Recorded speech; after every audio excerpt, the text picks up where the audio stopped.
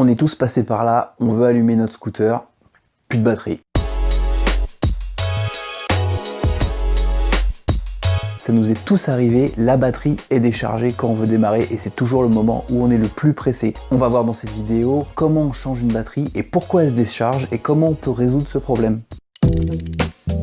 Alors déjà, à quoi sert la batterie? La batterie, ça sert d'une part à démarrer le scooter, la moto, d'un simple coup de démarreur et ça sert à alimenter certains éléments qui sont en courant continu. Pendant la conduite, elle se recharge. Je vous renvoie pour ça vers ma vidéo où j'explique le système électrique d'un scooter ou d'une moto. Quels sont les différents types de batteries? Eh bien, on distingue 4 types de batteries, dont 2 qui sont le plus couramment utilisés. La première utilisée, c'est la batterie conventionnelle, la batterie dite rechargeable. Elle se présente de la manière suivante. C'est une batterie qui est transparente. On voit un niveau d'eau déminéralisé et elle possède des bouchons de remplissage sur le dessus. Cette batterie est peu chère et par contre, il faut bien l'entretenir. Elle dure entre 5 et 8 ans. Le deuxième type de batterie, c'est la batterie dite non rechargeable et sans entretien.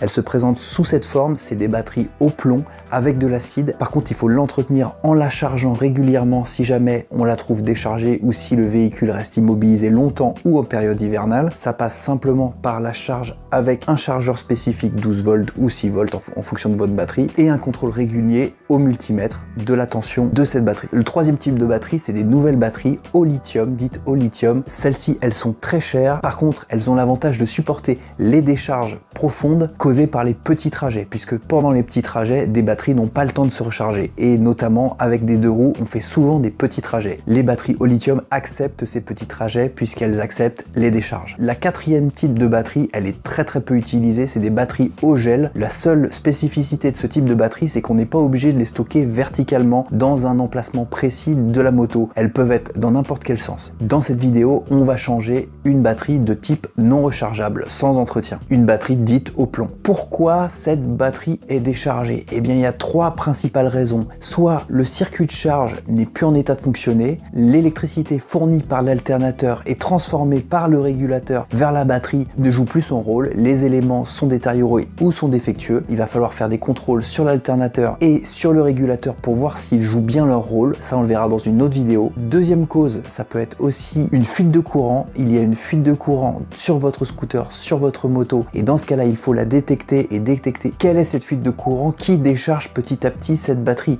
La batterie, elle aime pas être déchargée, elle aime tout le temps être à bloc. Si elle est déchargée, sa durée de vie se retrouve très limitée. Donc il faut toujours s'assurer que la batterie est bien chargée et une fuite de courant, elle aime pas du tout ça. La troisième raison, c'est tout simplement la durée de vie de la batterie est dépassée.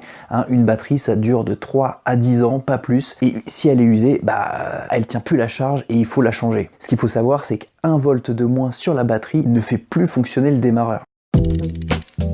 Pour démonter la batterie, il faut accéder à celle-ci. Pour le booster spirit, ça se situe sous la selle, ici. Pour la démonter, c'est très simple, il faut dévisser les 2 écrous l'un après l'autre. Il faut toujours commencer par la borne négative, c'est celle noire.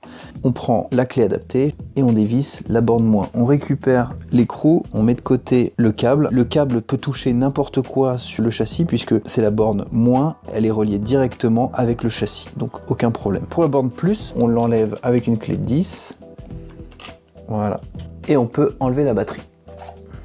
Avant de considérer votre batterie comme totalement déchargée si elle ne fonctionne pas, il faut la tester.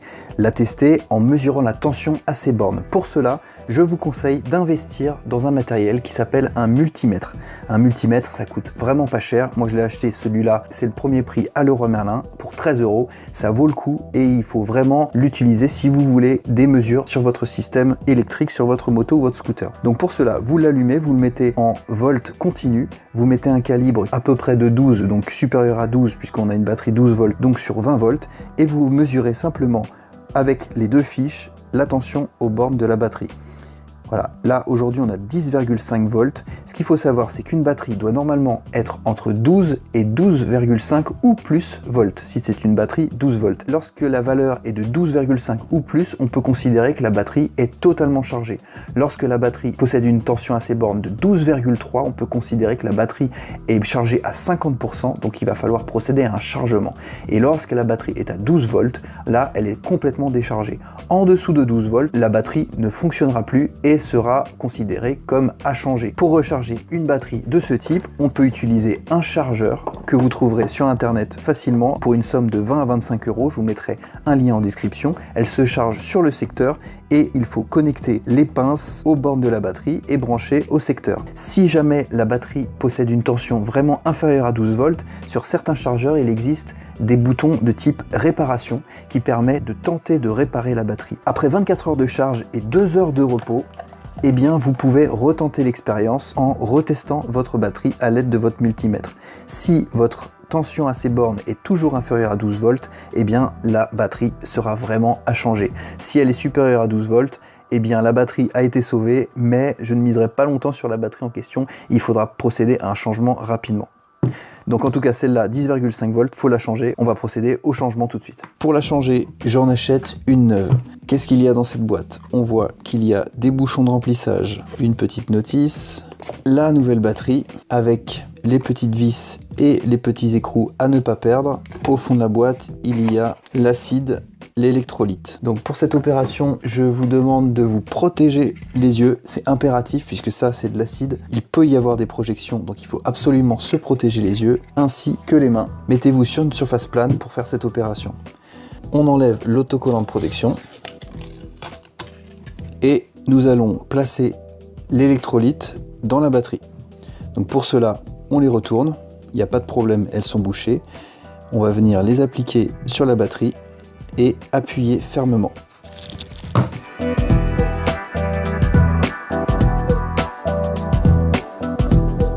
Si certains compartiments ne descendent pas, ne pas hésiter à tapoter un petit peu. Une fois que tous les compartiments sont vides, on peut enlever le récipient. À partir de là, on met le capuchon et on appuie fermement. Et maintenant, passons au montage. On prend la nouvelle batterie, on la positionne dans le compartiment. À l'aide d'un tournevis plat, on va enlever les deux petits capuchons en plastique. On va placer les deux petits écrous dans les petits carrés. On procède à l'ordre inverse du montage, à savoir on monte dans un premier temps la borne plus.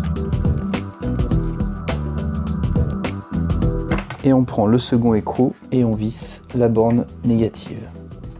Voilà, la batterie est en place. On peut faire un contrôle à l'aide du multimètre. La batterie est bien chargée à 12,8 volts.